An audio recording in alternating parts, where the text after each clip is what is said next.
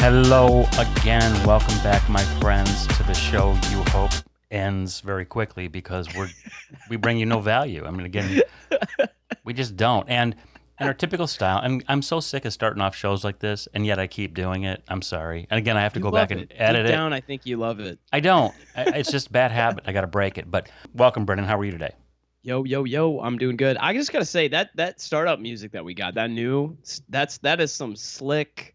I dig it, man. It's kind of music that plays when you head into a bar in Europe. Basically, it's this smooth house music. Oh, yeah. In fact, that's what it is. And, I'll have you know that I spent over 41 minutes researching clips to buy, and I spent $15. People say this is not a first-rate operation. I have to disagree because we spent $15 on that music, and it's 30 seconds. I mean, this is not just some 5-second clip. That's the start of the value, man. You heard that slick. You heard that slick jam here first. You did, and probably last because you already hung up on this shit. But what we were starting to talk about with no plan to do so, again, as always, is Brendan asked me if I knew the story about the comedian whose name I don't know, who was Shane Gillis. Shane Gillis, who was fired from Saturday Night Live before he actually ever appeared on camera. Why don't you recount that story quickly for those who may not know it?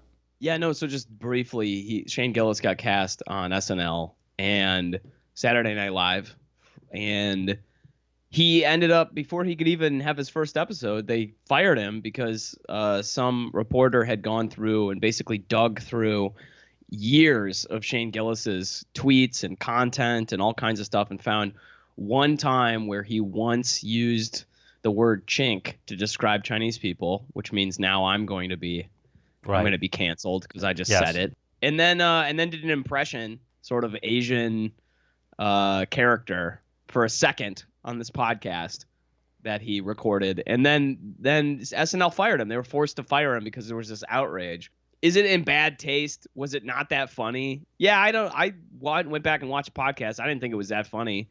Was it in bad taste? You can argue it was in bad taste, but should the guy get fired and all this stuff? I mean, this is an old argument, but I'm just bringing it up because like it feels very relevant. I know what you say. I think it's so inappropriate. People make fun of the ethnicity, and they you better than me. You think you white? You better than me because I Asian? I just think that's just fucked up, as they say in American culture. I just think that I'm so sick of people do this shit. They make fun of us. American citizens. I'm so canceled. Just because I'm on this show now. Well, that was my goal. That was when we actually started this podcast in 2016, I had one objective. That was to eliminate any possibility of you ever making it big in comedy because you fucking wrecked my career, and you really did. So now we even, white boy.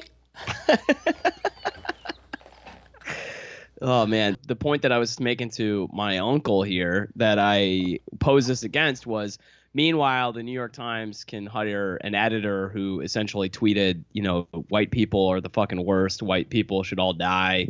And that's fine. And then I said the icing on the cake is the fact that I was saying I subscribe to the New York Times. I pay them money to have to listen to what they say and do.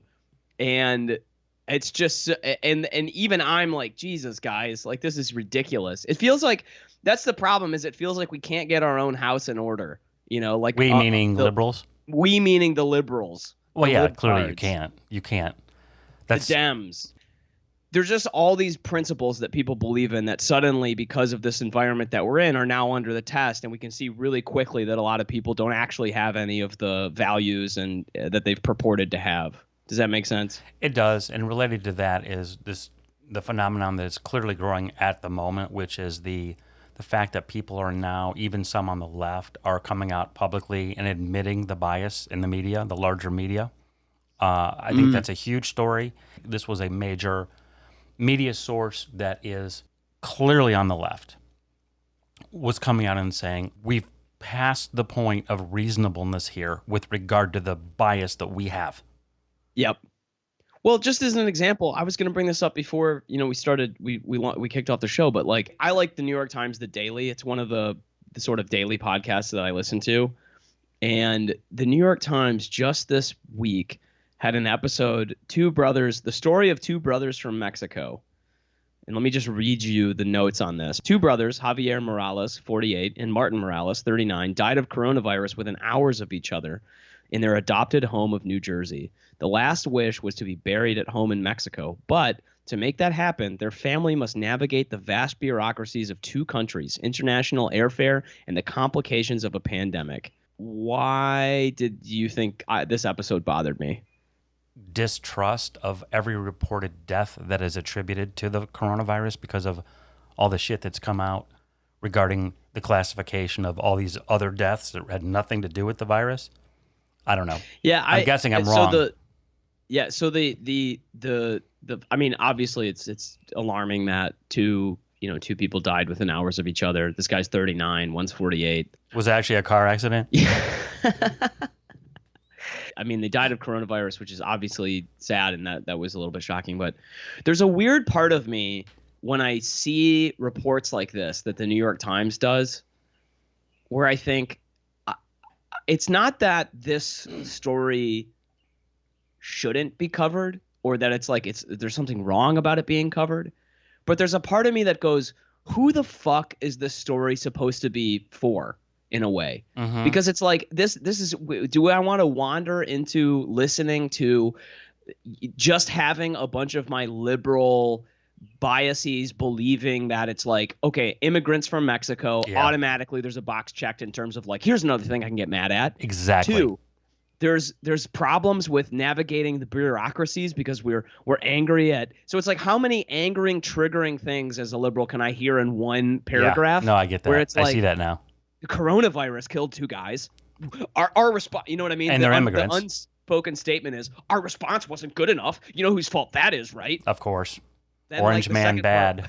Yeah, exactly. Then the second part is like, their last wish to be buried in Mexico, but to make that happen, their family must navigate the vast bureaucracies of two countries because it's so complicated because of you know who, right? Right. We're gonna fuck them. We're gonna fuck them even after they're dead. Yeah, I read this paragraph and I was like, dude, I really do. And I know we had to have a fundamental disagreement about this, but I really do like the New York Times and I like listening to them. I think that there obviously is biases in their reporting. I think that in today's world, trying to triangulate the truth between different media sources, I actually think they're a good one. I don't mind paying for, whatever, $3 a month in order to listen, to support them and get the daily podcasts and stuff. But like, I just saw this episode and was like, this is exactly why this shit is fucked up. You could have reported on anything. I'm not saying this is a story that's not worth reporting or telling, but I think you do hear what I'm saying, which is that I do. This is like who is this for? You know what I mean? Like this is like a party within the ivory tower where everybody at the party is just constantly patting themselves on the back about like how morally superior their position is. And that stuff, just as someone who's in that camp, that stuff really bothers me. Like, I don't think it's doing anything good in the world. You know what I mean? Well, it's because I think what separates you from a lot of people who share your views is the fact that you really are thoughtful. You are a very thoughtful person. In fact, that's one of the first words that comes to mind when I think of you, and I mean that in the most positive way. And in fact, not only that, but I mean it in like every sense of that word. Like you're an actual thoughtful person. In fact, it's crazy. This thought occurred to me the other day. No idea that I was going to be mentioning it now, of course. But when I had my motorcycle accident, which happened in November of 2016, I received flowers from one person. Yeah, and was that me? That was you. Oh, man. You were it. Well, that makes me feel nice. You were it. Now, granted, I didn't tell many people, so I can't blame everybody. But still, the fact that you did that actually mattered to me. And you're just a thoughtful person. But back to my real point. You will think about things rather than just knee-jerk agree with them. Yeah. And I think, and again, this comment is not just pointed at the liberal side of the fence, but I do think it applies slightly more to that side in terms of this is our narrative, and we're sticking to it. A narrative just gets put forth and everybody just goes along with it, and suddenly things that would be kind of crazy just seem normal because so many people are going along with it. Yep. And again, I know we're kind of talking in circles here, and we've talked about this kind of thing a lot in the past, and I think we should make an effort not to repeat ourselves. But again, as you already said it, we kind of can't escape it because of just what's going on in the world right now. Like you look at New York, and again, I say this all the time, I've unplugged from the news as best I can. But I mean, can you tell me what's going on in New York in terms of reopening? How do I want to say this? There's like kind of two things that I want to pose next to each other. One is that, first of all, New York, I want to say like de facto is kind of already like open. That all the people I know who still live there, never left the city for the pandemic, are like, dude, nobody gives a shit about social distancing right now. Like, people are walking around in masks, but a ton of people don't have masks, and everybody's just wandering around the city. I haven't been there in 2 months. I have no idea whether or not that's occurring. First of all, that's slightly alarming to me if that's the case, but it sounds like it's the case. And then I don't really know what the like plan is in terms of like phased reopening of the city of New York or like any of this stuff. Like, I have no idea. So I don't know. I don't think that really answers your question about No, and what's I going think on we're going to in have New to just York. wipe out that entire 6 minutes right there because I wasn't informed and I asked you to inform me and you were just as uninformed. So that's fantastic. Are you paying for a place in New York right now? I am, Oh, but like man. the rental situation is what's entirely insane right now in New York. And not only that, but there's a tremendous number of people in the city of New York who cannot afford rent right now. Right.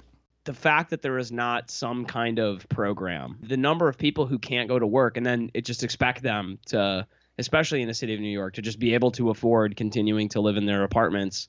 Yeah, we're not going to let you go to work, but you still have to keep paying your bills. Okay, but let's actually discuss this because one, I completely respect what you're saying, totally understand it, perfectly logical, reasonable, makes a lot of sense. Now I'll argue the other side.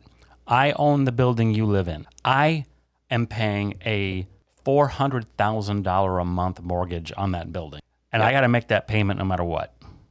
Yep.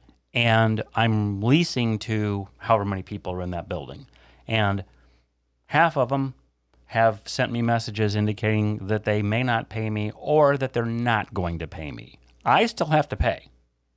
So what am I supposed to do? Just say, "Oh, gee, I'm really sorry, Brendan, that you can't pay. I'll eat that. Don't worry about me. I'll be fine." And I think that, and don't get me wrong, I'm not saying that you're saying that, but in reality, that's the truth for lots of people. And so, what's the right answer? I don't know. Yeah, this is what I yeah, no, I don't know either, but I think one of the things that that I would suggest you check out and everybody checks out is Sam Harris's Making Sense. He had a conversation with Daniel Markovits. I think he's a professor of law at Yale. He had a very interesting perspective on this, which is he said that he believes there should be a one-time wealth tax in the United States. Should happen right now to pay for a lot of the coronavirus spending. And the point, and whether or not you agree with that, like Well, how would that work exactly?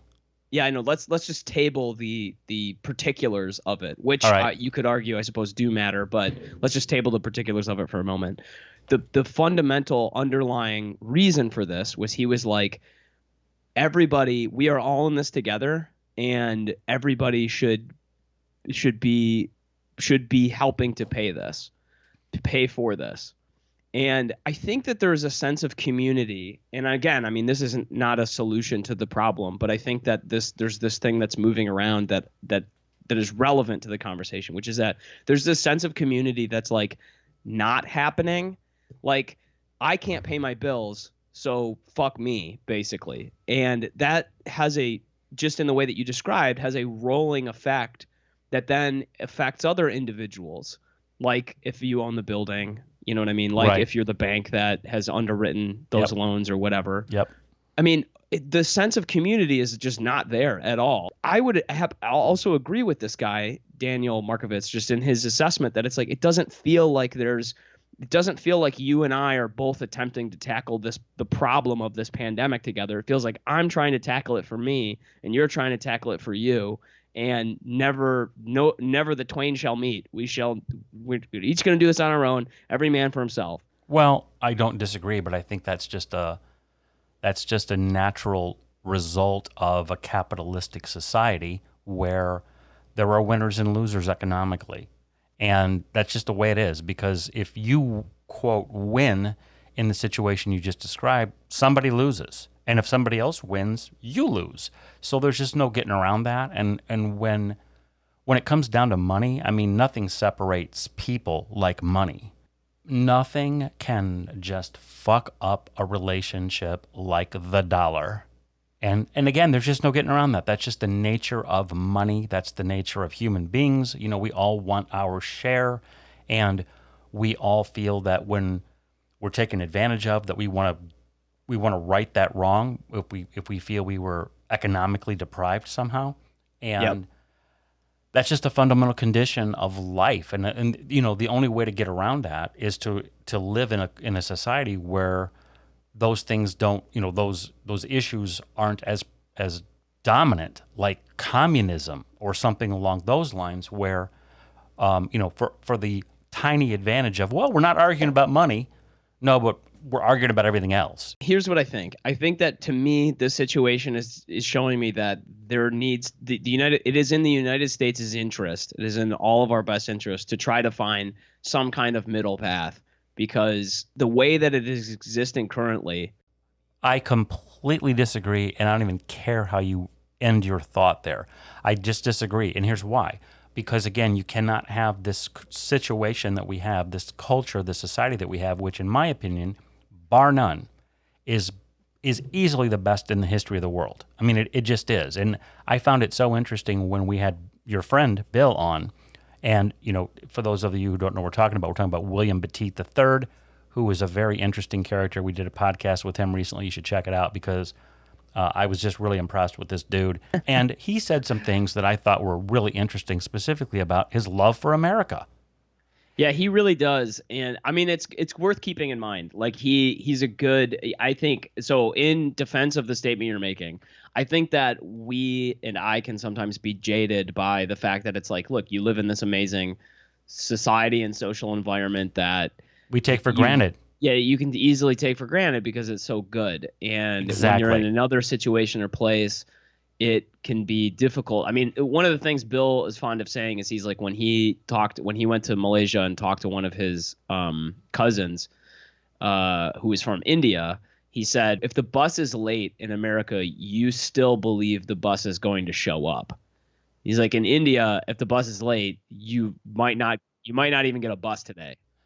Like, it's just, you never really know. Right. And I think that there is something there. I guess the point that I'm trying to make is, I really think there has to be a middle path. Yeah, There's but got to be something. Let me just say one more thing, and then I won't interrupt you again. But to me, Sure. I think we're only having this conversation, or I should say, you're only making the point you're about to make, whatever it is.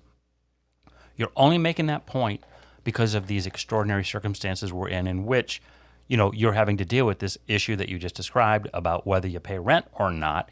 And I would argue that this is a kind of thing that we may never see again in your lifetime. In fact, I would almost predict that we won't see it again in your lifetime.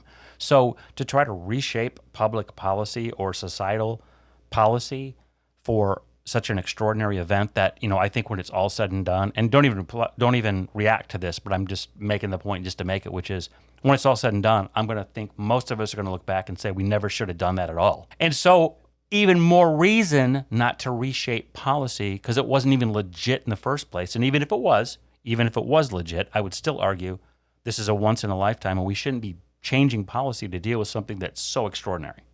I think it's reasonable to say we shouldn't be building policy around shooting stars. You know, like, Right. These things happen so rarely that, like, I mean, literally it was 100 years. I mean, you could say the Hong Kong flu, I guess, was the last kind of, you know, one that actually affected the United States. But it's been over 100 years since a pandemic affected our way of life. And that's what's happening here. There's some, so I think that there's some truth to that. But the opposite side of that is, I think that what's more likely potentially to consider is that the period of growth and stability the United States had from 1945 until this year, that's the anomaly. That it's more likely in the history of human affairs that things will be in crisis, there will be problems, there will be all kinds of issues, and strong communities working together can overcome those problems. I think that is worth considering.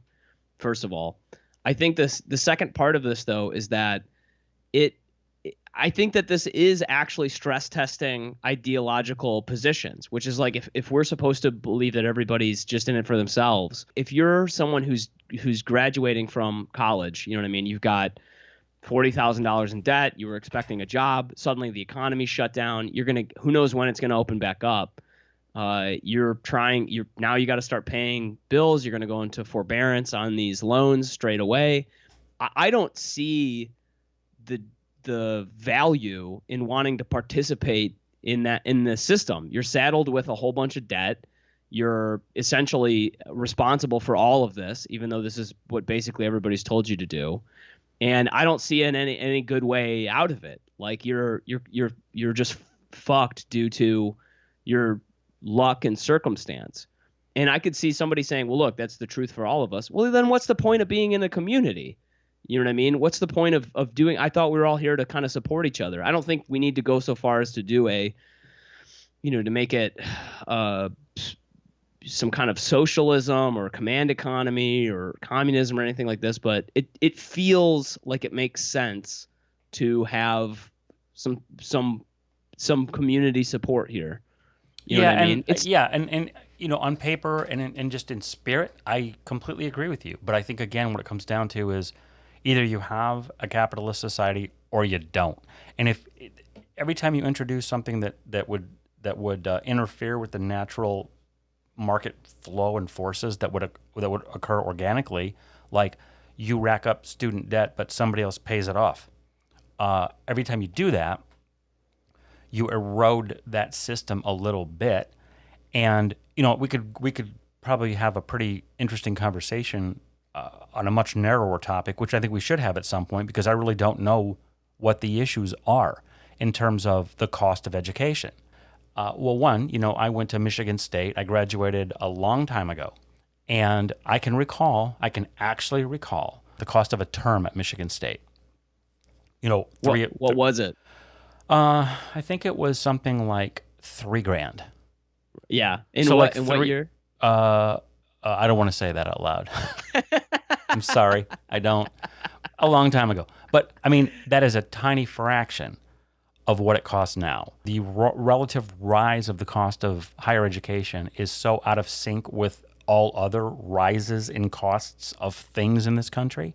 Yep. And I don't know why that is. And that would be, I actually, now that I've said that out loud, I really want to know. Part of the issue is that all of these colleges have to compete for tuition dollars from students, and students want to decide what colleges they go to. I mean, we've created this environment where, each one of these students, because they can get loans, because the state has an interest in educating people, they can pay this money, basically consequence free from the time that they're trying to pay it. I mean, obviously those consequences come later, but like from the time they're trying to pay it, there's no consequence. You could just go ahead and give a loan. College debt is the most collectible debt there is. They can follow you for your entire life. You know what I mean? Trying to pay this off. So the reason I say this is because this has created an atmosphere in which a lot of these large schools are trying to compete with each other for being a place that students want to go to. So what does that mean? That means obviously academics are important, of course, but that's just one box in a number of other boxes that they're trying to check, including we've got great exercise facilities. Look how hot our other students are. We're on Playboy's list of party schools in the United States. We have an amazing looking campus. We've got great dining facilities. We have unbelievable dorms that you want to go check out. We have programs that people get hired from because those look like this. And we've got great international programs. I mean, like these things they're just astronomical. And because all of these schools are competing with each other, the amount of things that they are spending to create only inflates the cost. But because there's no consequence or need to it's an elastic cost, basically, for all the people who are attending school. It doesn't matter if I take out $10,000, $20,000, $30,000 or more in loans for a single semester. I can pay it off later because I got this great degree, right? Everybody believes that. That's why this has happened, basically, is this completely bizarre situation. But it's that specific competitive attempt at these schools. I mean, you just look at Michigan State and Michigan in the state of Michigan. I mean, there are, the University of Michigan's campus is like such a good example because there just are so many athletic, training facilities that you can go to on U of M's campus as a student. There's like 8. Like, why the hell does the school need 8? Really? I didn't know that. Yeah, there's like it's crazy how many there are. You can go by if you go by the Markley dorms up on the like sort of where all the freshmen basically go to. Those dorms look like they're a like 5-star hotel. Are Like you it's kidding? unbelievable. The dining situation is unbelievable. The cafeteria is unbelievable. I think I went to when I lived in Boulder, a friend of mine was a career counselor at the University of Colorado Boulder, and he invited me to lunch one day at their cafeteria. It's unbelievable. It's like it's like I'm walking into a Vegas style giant beautiful cafeteria at like the Paris Las Vegas, their nicest cafeteria at Paris Las Vegas Casino. It's that, except in the Boulder dorms. And Wow. like that's part of the reason this has gone completely off the rails. None of those things are necessary to fund education. The point of the university should be education. But of course, that's not the point of the university now, because and I think this is where maybe our fundamental disagreement comes in terms of this. And it would be worthwhile to go through a series of discussions on things like this, because the profit motive has come into this university. I mean, university officials, like the president of the university, different people on the board, all these different people, like they can pay themselves ridiculous salaries because the university is making so much money. And they are doing that because they're getting all this money from essentially the future, because students are taking out loans in order to do it. No, that's a very valid analysis. And some of those things you shared, I didn't know, assuming what you said is correct. And I assume that what you said is correct. You're right. And I think that, one thing that blows my mind is the compensation of many public officials, not just, university deans and things like that. But since we're talking about that specifically, when you see what some of these people make, it's crazy. I mean, I really think that, and again, I'm now going to say something that I'm kind of shocked I'm going to say it, because I am such a hardcore capitalist at heart, and not because I'm just a capitalist, but because to me, it is so clearly, of all the options available, it's so clearly the superior one. It's not even close. It's not even close. There's no other. Communism fucking sucks. Socialism sucks. For all the advantages that you might get in one little area of your life, the larger context is just so clearly inferior. Yeah. Having said that, I think that there are certain jobs that are so crazily overpaid. Like, I think first and foremost, professional athletes. Oh yeah. The fact that, LeBron James, I have no idea how much money he makes. He probably makes $100 million a year with endorsements. And I mean, that's really not an exaggeration. He probably does make $100 million a year. And so for someone like that who plays basketball, and it's not that I don't respect LeBron James, I do. He's a great player. I mean, I got no knock on him. I'm just randomly picked him. But no matter what he does on a basketball court, is that worth $100 million? And I would extend that to say, no matter what the dean of the University of Michigan or the dean of Michigan State University or any other school you want to choose, are they really worth whatever they're paid? And I would say no, because again, especially in a situation, actually there's less reason in the educational context than there is in the athletic context, because in athletics, it's all about, TV revenues and money coming in the door, because they can't pay those salaries unless the owners are making enough money to pay those salaries. So actually, I have less of a problem with LeBron James making $100 million than I do the president of, some university making, let's say, $5 million or whatever they make. I have no idea what they make. But I'm guessing that there are, like, the dean of Harvard probably makes $5 million or more a year. I would bet, without knowing a thing about it. Yeah. I would argue that person is not worth that. Typically, the highest paid public official in each state is the coach of the university football team. Oh, yeah. Oh, I knew that. Yeah. But again, I'll repeat the same thing that I said about LeBron. That person is bringing in major revenue. Yeah. And but that's what's so fucking weird about this, is that what is there's how do I even want to talk about this? So I love the LeBron example because I think that I said this just the other day, and I used to have a joke about this where like this dude is holding a press conference, to talk about where he's gonna go, like he's the fucking Julius Caesar Right. of basketball, Right. and Yeah. like he puts a ball in a hoop. Like that's what he does. The same thing is Exactly. true with like all these rappers where they're like, yeah, man, like talking rappers of like spitting truth. Yeah, dude, you rhyme words to a beat. That's what you do. You don't do more than that. Right. You come up with interesting phrases. Some of that stuff is cool. It's neat to listen to, but you don't do more than that. You're not out here, curing polio or something. You know what I mean? Like Exactly. so I think that's a good example because this is exactly the same thing. What do you do when you're a university football coach? You take, a bunch of basically para adolescents Yes. and essentially teach them how to run into each other well. That's basically Yes.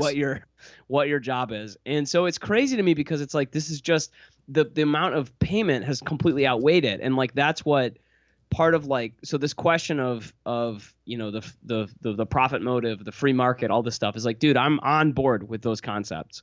But the thing that's nuts about it is that like what is the purpose of the university? Is the purpose of the university to basically maximize the income for the people who work at the top echelon of the university? Because if that's the point, then we should definitely double down on football stadiums, football teams, etc. Like it's almost like there's this weird like the concept of reform. I'm about to say some crazy shit that's gonna like but Cause I me to promise hang you I'm up. gonna come back and I'm gonna make a point. Is that the concept of reform is almost just deciding what this thing is going to be and then arranging the rules around it so it can be that thing. No, that's just And so logic. That's just logic.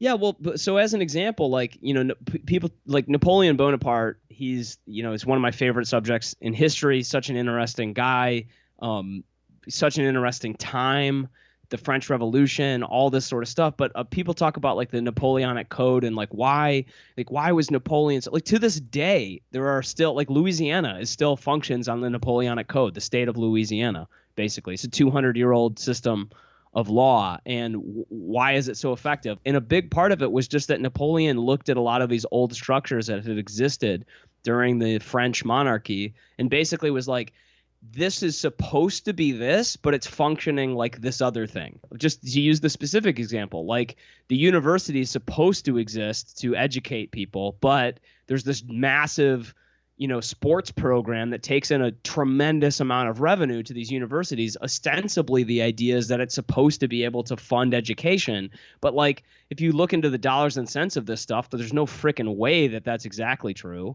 And so it's just this like bizarre, like almost cancerous growth on the purpose of the university. So it's the same thing. It's classic tail wagging the dog. Let's just imagine that tomorrow there was a mandate that came in that said every university has to cut every program that is not directly tied to education. I wonder what universities would look like tomorrow. I wonder what changes would occur. Probably, and I'm gonna be completely honest, a ton of people would leave the institutions. I mean, people who are responsible for the presidents of the universities and all, and provosts and deans, and they probably would all just leave because they're like, I don't want to be involved in an institution that I can't, be doing these extra purposeful things with. And I bet a lot of their incomes would be cut. Well, yeah. Well, I thought that's maybe the point. I thought maybe that's the only reason you were saying what you just said, because my guess is that the only reason that deans or whomever can make the big money they're making, those who do, are because the university is bringing in so much revenue from things like sports. First and foremost, football. I mean, football is the cash cow at the places where football is big, like at Michigan. Yeah. You've got a stadium, the largest stadium in America, and I mean, in North America. Yeah, it's insane. I mean, I don't even know what the capacity of that place is now. I think it's in excess. 115,000. I was gonna say I thought it was over 110 because they expanded it about a decade ago. But major money and a fan base that is one of the most loyal and large and in America, and so it's within the context that revenue machine creates that allows those people to make those people, the university officials, to make as much as they do, I'm guessing. So you're right. I think if you took away those revenue streams, it would look very different. And that's a very interesting. We stumble into this kind of interesting conversation here about what is the purpose of a university, and that said, I can totally understand how things end up the way that they do, because back when all this crap started, football was not a major. I'm talking about like 1900 or something. Yeah. Football was just something that people, they just had a football team. Each school had a football team.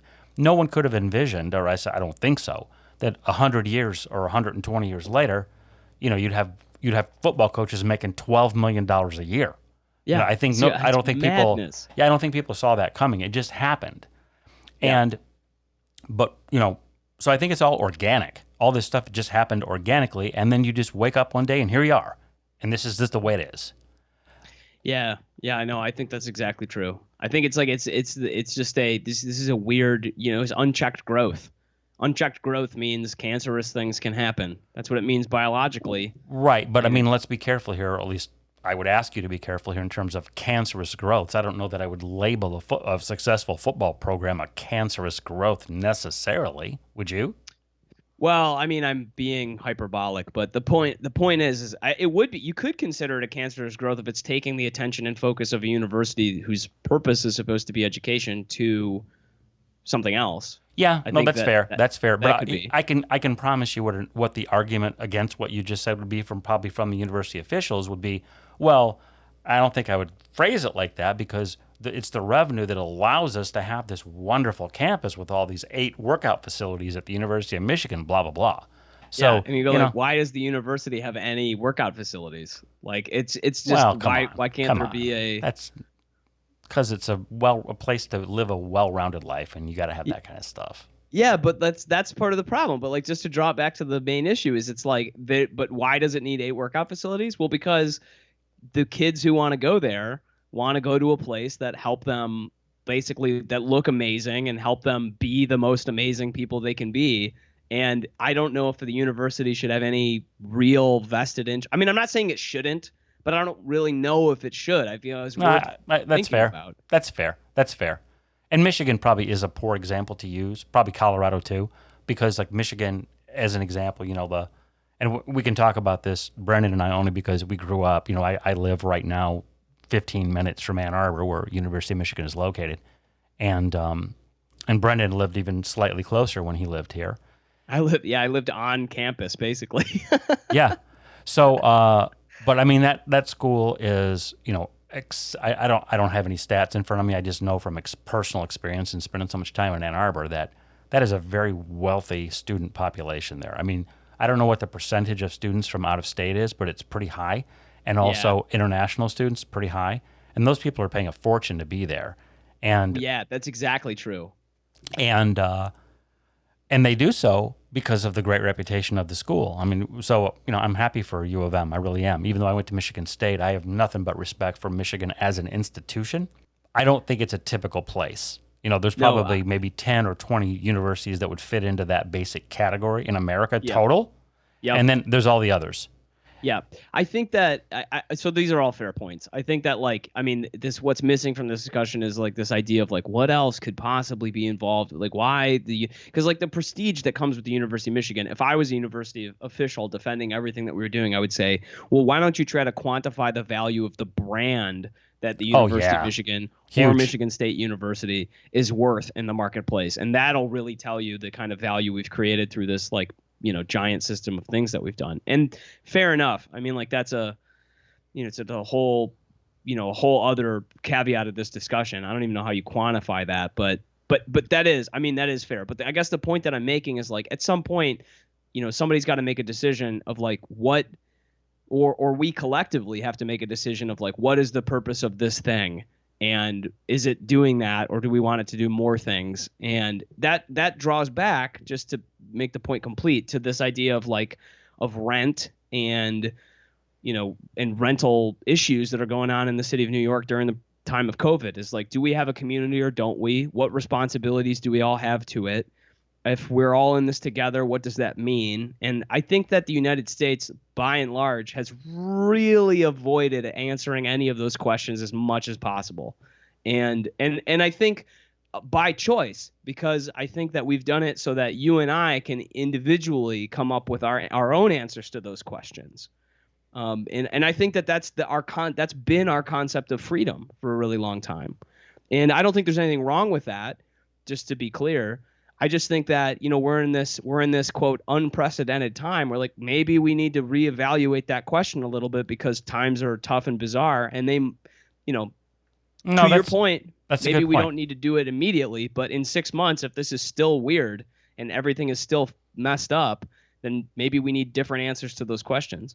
No, I think that those are very thoughtful and valid questions, and I would agree with that.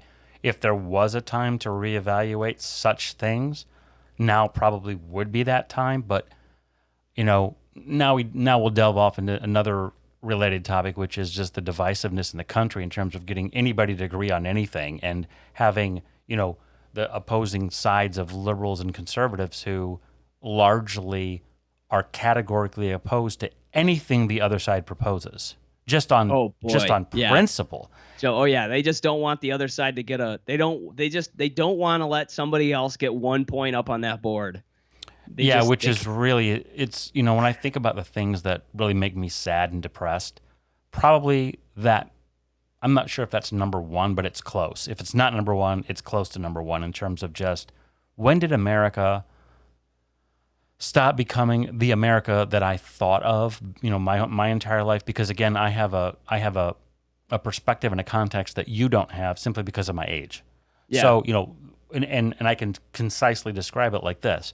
So all the way up through the start of Obama's second term, or maybe midway through his first term, or something around there. But it felt to me as if it was a Republican in office or a Democrat in office, sure, I kind of wanted my side to be represented there. Yep. But it wasn't even secondary. It was below secondary. It was, I don't know what the term for that. What is tertiary? Do you know what tertiary means? Because I actually don't know. It's like the further out. Is that what that means? Yeah. Okay, because that's what I'm trying to say. So the actual party affiliation of the president was tertiary to me. I just really didn't care. And most people I knew were similar. It was just a matter of, hey, I really like this John F. Kennedy. He's a good guy. I think he's doing a great job. Or insert whoever.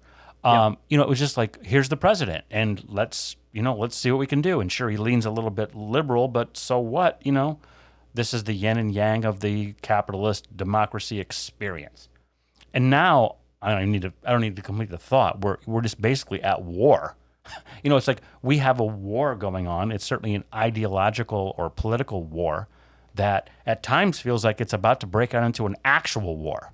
Oh my gosh, dude, no joke. Especially when people go to these protests when they're carrying like guns with them everywhere. Oh my God!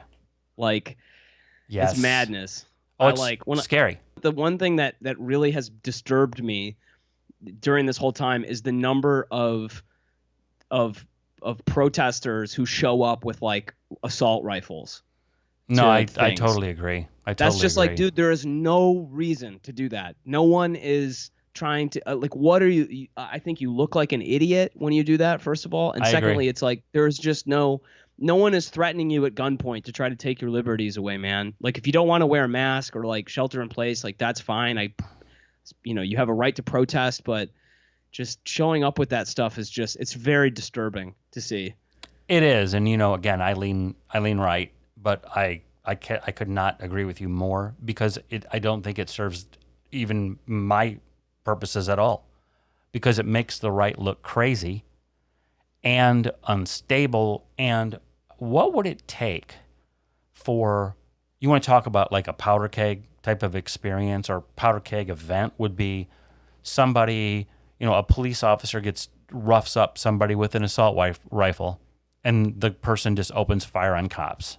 Oh man, I mean that's kind of what happened in Dallas with that police shooting, like a couple years ago. You remember that? Well, yes, but except for the part where the guy was just shooting cops. I mean, yeah, the cops didn't do anything other than just stand there and get shot. No, But, correct. They didn't do anything but bad. yes, no, I mean, yeah, you're right about a powder keg situation. Yeah, that was terrifying. That was. I mean, you think about like the police. I mean, the amount of self-discipline it takes. Oh my God, That's yes. a police officer. Oh yeah, oh yeah.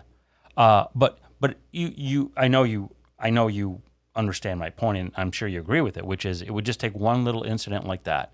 So suddenly, a cop gets shot. Cops are firing on a crowd, and the crowd starts firing back because enough of them also have weapons, and now it's a fucking disaster.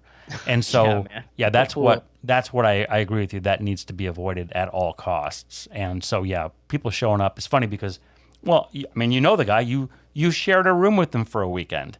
My friend Tracy Lorenz. Oh yeah. And Tracy Tracy and I are basically, I would call us ideological twins. Like we've never disagreed on anything political at all. We're like in lockstep, and it's just random because I don't talk to him hardly ever. It's just weird. We're just the same. And he posted on Facebook the day after, when that kind of became a news item about all the people who showed up at the Capitol of Michigan for a protest of our lockdown and how many people had weapons. And he wrote, like, I just think that this is a terrible look. It looks terrible for Michigan. It looks terrible for conservatives. Yep. And I agree. I totally agree with him. Yeah. I think that's right, and I think that this is just the concept of community, man. That's something we're gonna have to revisit because I think part of this is just it's why we don't trust our institutions. It's why we don't trust our representatives. It's why right-wing protesters can show up and look so bad because none of them have a community around which to go. Okay, look, guys, we don't want to look bad. We don't want to come off this way because I don't think we really mean it this way. I mean, who knows? I could be wrong, but well, no, I think you are wrong there because I think it's just the opposite. I think there is a community that advocates that, and I think it's a large community. I really do. I mean, if you of all people should have some appreciation for that because the reality of the matter is I've never owned a weapon in my life. You own a gun, don't you? Yeah, I'm more than one. That's what I thought. Yeah. So I mean, and you have been you have been a hunter, correct? Yeah. I've never hunted. I've never hunted in my life. Guns and bow and arrow. Right. Yeah. That's what I thought. So I mean, you have some connection to that community that far exceeds mine. Yeah, I think that. I mean, again, this is going to be This is a great episode in terms of us finding great rabbit holes to climb down in future episodes because the talking about how the gun community and even the NRA has changed in my lifetime is unbelievable. Like when I took hunter safety back when I was like 12 years old, it was with the National Rifle Association. And at that time, the NRA was regarded by my dad and all my uncles on my mother's side of the family as like, this is a great, we support them. They're here for us. They're here to protect our right to own firearms, to go hunting, and it was more about safety and about like safety training. And the NRA has flown off into outer space in terms of its advocation now. Now it's like everybody should own an AR-15. No, yeah, of course we need bump stocks. Like it's just madness. Is that really accurate, or is that really accurate, or are you parroting a narrative from somewhere else, or do you know that to be true? No, it's basically true. It's pretty commonly accepted that the NRA basically split, and this was actually into the I think early 80s to mid 80s maybe, that there was an ideological split in the NRA, and the more extreme members won out at that time, and it's only moved further in that direction since. And it's kind of sad because and it's gotten really changed a lot just in the last, like I said, in my lifetime, in the last 15 years, it's changed quite a bit. And I didn't know that. Yeah, it's another good example, though. I didn't know that. I really did. I've heard those things, but I just thought that was just a manufactured narrative on the left of trying to make them sound worse than they really are. But I really don't know. Yeah, me saying, yeah, we need bump stocks, I don't think anybody said that. I don't think that was ever a talking point or well, it is now. I think that's very inappropriate. You say things that are not accurate. I just think that. Yeah, exactly. Somebody's gonna take that tiny sound bite and just make that somebody's gonna put it to a beat. Yeah, we need bump stocks. Yeah, we need bump stocks. Yeah, we need bump stocks. Yeah, we need bump stocks.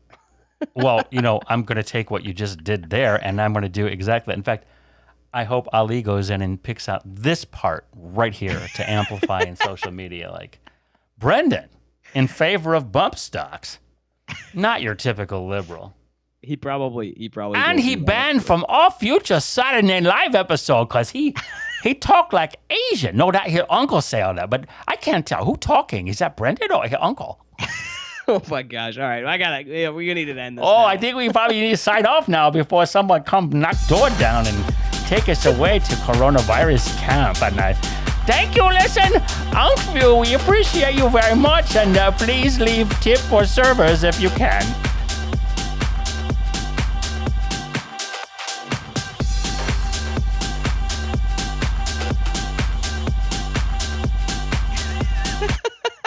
Trying not to record me laughing at that. Oh my god! Please leave tip for servers if you can.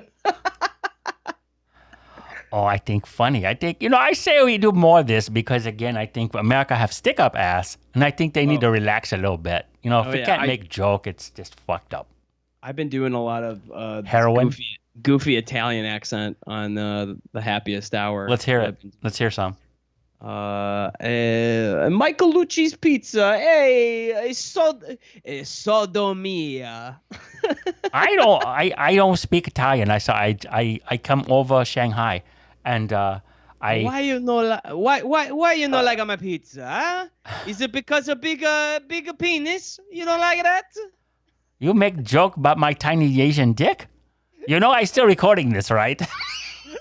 I really am, and I'm going to include this in podcast. God damn it. Your career really over now, motherfucker. Such that it was. All right, I got to get back to All right, wait, no, this is the actual end of the podcast, everyone. This is the actual, I entrapped Brendan on purpose. I talk to you soon.